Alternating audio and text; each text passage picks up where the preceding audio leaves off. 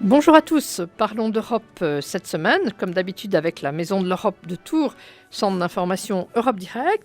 Alors aujourd'hui, nous allons consacrer cette émission à la suite de l'émission précédente sur la vision différente qu'ont la France et l'Allemagne de l'Europe. Donc j'ai redemandé à Pierre-Yves Monjal, bonjour Pierre-Yves, de revenir. Donc je rappelle que vous êtes professeur de droit de l'Union européenne à l'Université François Rabelais à Tours. Et donc aujourd'hui nous allons nous interroger sur les problèmes économiques, la perception économique de l'Europe, ce qui peut séparer aussi, qui peut faire que nous avons deux visions très différentes, français et allemand. Alors pourtant, il y a un modèle économique qui est suivi aussi bien en France qu'en Allemagne, c'est le libéralisme. C'est le libéralisme, bien sûr. Libéralisme. Donc on pourrait penser que sur ce fond commun, nous sommes proches. Pourtant, si on regarde l'approche française du libéralisme, on est quand même dans un cadre très figé. On est dans un cadre très figé et disons qu'il y a un décalage. Alors, dans l'émission précédente, on avait essayé de montrer les raisons culturelles profondes qui pouvaient expliquer que, entre la France et l'Allemagne, l'Union européenne est perçue de manière différente. Je dirais naturellement pour l'Allemagne, moins naturellement pour la France. Il me semble qu'en matière économique, on peut conduire une réflexion à peu près comparable. Alors, je m'explique. Je pars de l'hypothèse que l'Union européenne et les traités européens, notamment depuis 1957, dont on va fêter d'ailleurs les 60 ans de la communauté économique européenne le 25 mars prochain, reposent sur un modèle économique libéral, incontestablement, il ne faut pas nier l'évidence, un modèle concurrentiel, mais qui est tout de même un libéralisme concurrentiel régulé par le droit et par un grand régulateur européen qui est la Commission européenne. Bien. Ce modèle économique, on parle d'ailleurs aussi de constitution économique de l'Europe, est un modèle qui est parfaitement compris par l'Allemagne, pour la simple et bonne raison que l'Allemagne a largement contribué au moment de la rédaction du traité de Rome de 1957 et tout au long de l'application des règles concurrentielles en Europe, a largement contribué à exporter au fond son propre modèle économique. Alors je m'explique. En Allemagne, pour faire un tout petit peu d'histoire et très rapidement, après la Seconde Guerre mondiale, se pose la question de la reconstruction du pays. Sur des bases juridiques, la loi fondamentale de 1949, mais aussi sur des bases économiques. Bien. Et le modèle qui va servir, le modèle théorique qui va servir à la reconstruction de l'Allemagne, c'est le modèle dit ordolibéral. L'ordolibéralisme est une doctrine économique fondée sur le droit et la régulation qui va, et c'est important de le noter, être bâtie, cette doctrine, par ce qu'on appelle l'école de Fribourg, c'est-à-dire notamment par deux économistes, enfin un économiste et un juriste allemand, Franz Bohm et Walter Eucken, qui, entre 1935 et 1939, vont au fond inventer, bâtir un nouveau modèle économique. Et l'Allemagne, après la Seconde Guerre mondiale, va structurer son économie sur les bases de l'ordolibéralisme. Les bases de l'ordolibéralisme, très schématiquement, c'est quoi ? Définir dans la Constitution, c'est pour ça qu'on parle de constitution économique tant en Allemagne qu'en Europe, définir dans la Constitution des grands principes économiques, la concurrence, l'indépendance de la Banque centrale, le droit de propriété, et mettre en place par ailleurs un certain nombre de mécanismes de régulation. Et ce qui est frappant, ce sont deux choses. Premièrement, tant la droite que la gauche allemande, dès la fin des années 50, vont, et surtout la gauche, c'est intéressant, le Parti socialiste allemand, vont adhérer au libéralisme concurrentiel tel que défini par la doctrine ordolibérale, avec un correctif social, alors qu'on appelle dans la doctrine ordolibérale l'économie sociale de marché, qui est une logique redistributive des richesses produites par les mécanismes de la concurrence, premier élément. Et deuxième élément, va apparaître toute une terminologie dans l'Allemagne d'après-guerre, dans les années 50-60, et on rappellera que la gauche et la droite, très rapidement, dès 61, vont commencer à mettre des coalitions au pouvoir et qui vont conjointement diriger le pays, telles que la notion de pacte de stabilité, de monnaie forte, d'indépendance de la Banque centrale, on l'a dit. Et quand on lit attentivement le traité de Maastricht et maintenant le traité de Lisbonne, qu'est-ce que l'on retrouve ? La notion de pacte de stabilité et de croissance, l'économie sociale de marché, l'article 3, paragraphe 3 du traité sur l'Union européenne, une monnaie forte, des règles en matière de lutte contre les ententes, article 101 du traité, contre l'abus de position dominante, l'article 102, qui correspondent très largement à la culture économique allemande post-45.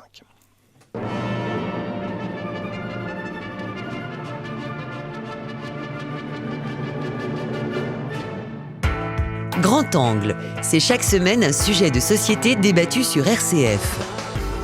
Christophe Héningue, entouré d'experts, d'invités ou de témoins, élargit votre champ de vision sur les grandes questions actuelles et le monde d'aujourd'hui.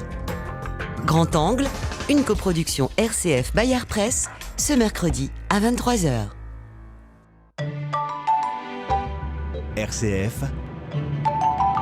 La joie se partage. Retour à Parlons d'Europe avec Pierre-Yves Monjal. Alors, on vient de voir cet ordolibéralisme allemand. Et évidemment, la question qu'on peut se poser, naïvement peut-être, mais quand même, 1945, c'est Allemagne année zéro.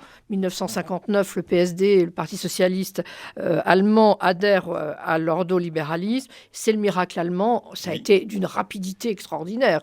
Et c'est presque génétique, non ? C'est sans doute presque génétique, oui. D'abord, l'Allemagne a toujours été une puissance économique, clairement. Alors avec des modèles, évidemment, et des structures économiques différentes, mais bon, c'est une réalité. Oui, effectivement, c'est assez miraculeux. Alors, ce miracle, sans doute, tient, je crois, d'abord à une doctrine économique libérale nouvelle, puissante, opérationnelle, et surtout, je crois, à une volonté politique marquée, tant de la gauche et de la droite.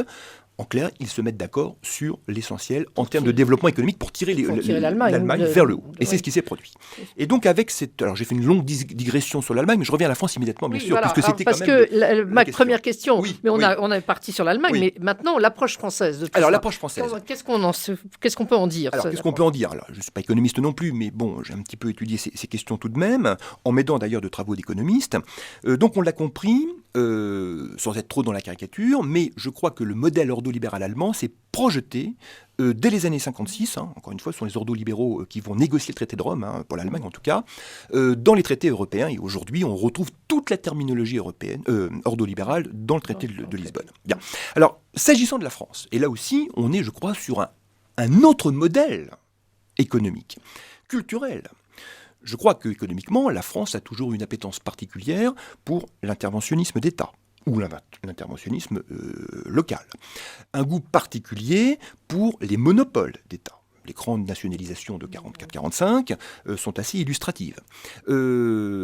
Et au fond, même si on a connu une période très libérale pendant l'entre-deux-guerres, et même d'ailleurs avant la guerre de 14, en tout cas après 45, le modèle économique français, l'organisation de l'économie française, il y avait beaucoup de communistes aussi, il faut s'en souvenir, dans les rouages du pouvoir, que ce soit sous la 4e ou même au début de la 5e République, on était quand même parti sur une logique d'une économie administrée, planifiée.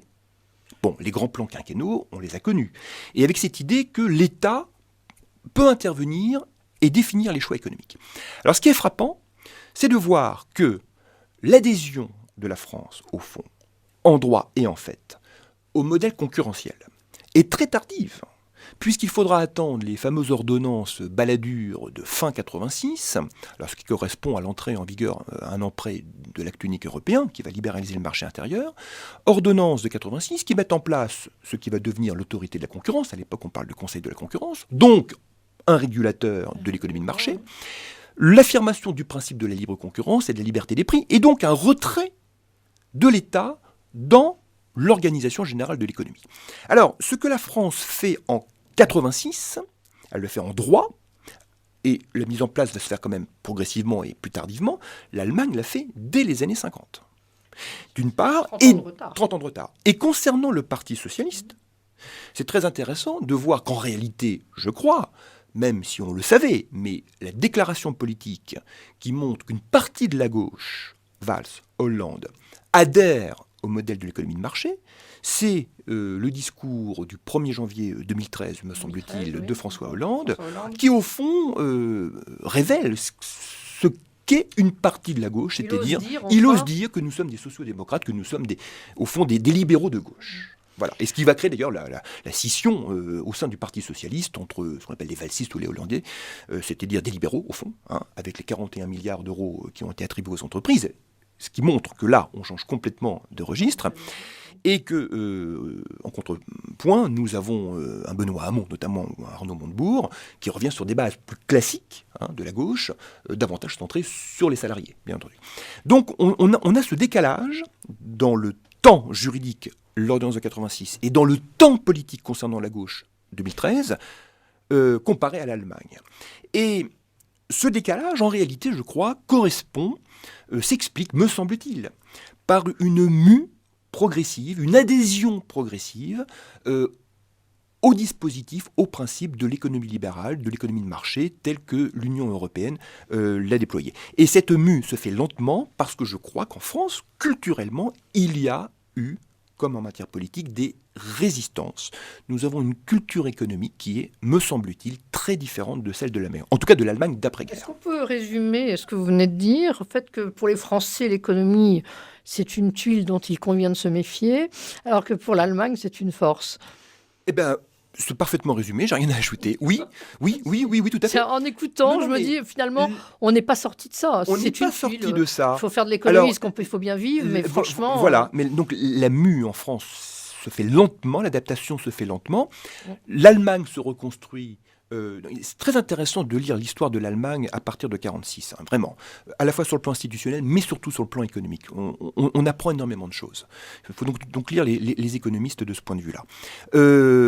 Oui, l'économie est une force et le moyen pour l'Allemagne de se reconstruire. L'Allemagne se reconstruit non pas sur des bases politiques, non pas sur un héritage qu'elle ne peut pas assumer, l'Allemagne hitlérienne en particulier, elle se reconstruit sur des nouvelles bases économiques. Alors que la France, elle, avec l'arrivée de De Gaulle en 1944, se construit toujours sur son héritage politique, d'abord et avant tout. L'économie vient en second, et d'ailleurs on nationalise. Bien. Et le discours du général de Gaulle, qui précise au fond que le régime de Vichy est au fond, une parenthèse de l'histoire, que c'est une illégalité, mais que la République n'a jamais cessé d'exister, a pu se reconstruire précisément sur cet idéal politique. Donc on est, dès la Seconde Guerre mondiale, sur deux modèles de reconstruction très différents. La France est un modèle politique, mais je dirais classique, centralisateur. De Gaulle incarnant le peuple et administrant au fond l'économie. En Conseil des ministres, le général de Gaulle fixait le prix des allumettes, par exemple, il faut le savoir. Bon. On connaît le fumeur. Sans doute. Alors que l'Allemagne se reconstruit sur des bases complètement nouvelles, avec un néolibéralisme qu'on appelle l'ordolibéralisme. Alors, il est temps de conclure, il nous reste 1 minute, je crois. Pour revenir à l'Europe, par rapport à ces deux visions, ces deux manières d'appréhender le monde qu'ont la France et l'Allemagne, un petit mot pour conclure, pour peut-être reprendre à la fois l'émission que nous avions fait la semaine dernière et celle-ci. Quelle place pour l'Europe ? Alors, quelle place pour l'Europe ? C'est une place bien encombrante en réalité. Je crois que pour les Français, pour les citoyens français, pour notre classe politique, où nous partageons une culture, un héritage commun sur le plan politique, sur le plan économique, l'Europe ne va pas de soi. L'Europe ne va pas de soi parce qu'elle constitue, je pense, c'est une hypothèse, évidemment discutable, bien entendu, un contre-modèle à la fois sur le plan politique et institutionnel, parce qu'on n'a pas l'image du chef en définitive. On n'a pas cette incarnation du pouvoir, donc une absence de visibilité.